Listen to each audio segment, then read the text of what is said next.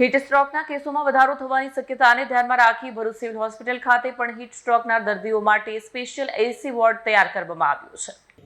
ભરૂચ સહિત સમગ્ર રાજ્યમાં ગરમીનો પારો સતત વધી રહ્યો છે। હીટ સ્ટ્રોકના કેસોમાં પણ વધારો થવાની શક્યતાઓ છે।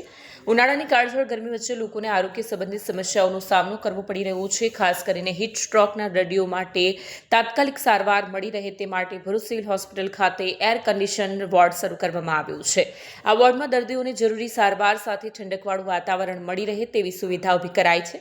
હોસ્પિટલ સ્ટાફને પણ ખાસ સૂચનાઓ આપવામાં આવી છે જેથી હીટ સ્ટ્રોકના દર્દીઓને ઝડપી અને યોગ્ય સારવાર મળી રહે।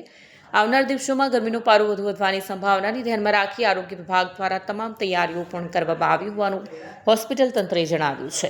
વિડીયો જર્નાલિસ્ટ વિરેન્દ્ર પાટીલ સાથે સત્યા ટીવી ન્યૂઝ ભરૂચ। હું doctor R K. Chavda, ex professor and head of the medicine department, નવી સિવિલ હોસ્પિટલ ભરૂચ ખાતે હમણાં 3 દિવસથી જોઈન થયો છું। ખાસ કરીને એજ્યુકેશન્સ અને સિરિયસ પેશન્ટ્સને બરાબર ટ્રીટમેન્ટ મળે એના સુપરવિઝન માટે અને પેશન્ટ્સને પૂરતી તમામ વસ્તુ મળે એ માટેનો ખાસ રહેશે। અત્યારે ઉનાળાની સિઝન હોવાથી સનસ્ટ્રોકના પેશન્ટ્સ આવવાની ખૂબ શક્યતાઓ છે। એના માટે સિવિલ હોસ્પિટલમાં 2 અલાયદા વોર્ડ ખોલેલા છે। બંને એસી રૂમ છે અને લગભગ 6 થી 7 પેશન્ટ એમાં એડમિટ થઈ શકે છે। જ્યારે કોઈપણ પેશન્ટ કે કોઈપણ વ્યક્તિ ખૂબ જ તડકાની અંદર કે જે ટેવાયેલો ન હોય એવા તડકામાં જો બહુ લાંબા સમય સુધી કામ કરે તો એને હીટ સ્ટ્રોક થતો હોય છે અને આપણે સનસ્ટ્રોક બી કહીએ છીએ।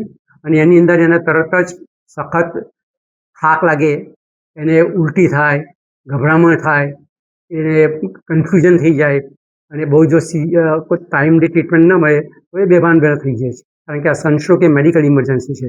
તાત્કાલિક એ પેશન્ટને કુલર એટમોસ્ફિયરમાં એટલે કે જ્યાં ઠંડુ વાતાવરણ હોય ત્યાં ટ્રાન્સફર કરવા જોઈએ। એને આઈસ પેક લગાવીને એનું ટેમ્પરેચર ડાઉન કરવું જોઈએ।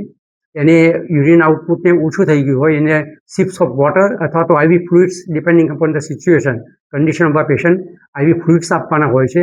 અને જો બહુ સિરિયસ પેશન્ટ હોય તો એને આઈસીયુમાં દાખલ કરીને એને ઓક્સિજન પર મૂકવામાં આવતા હોય છે અને એને મોનિટર પર મૂકીને એના વાઇટલ ફંક્શન્સનું મોનિટર કરવામાં આવતું હોય છે।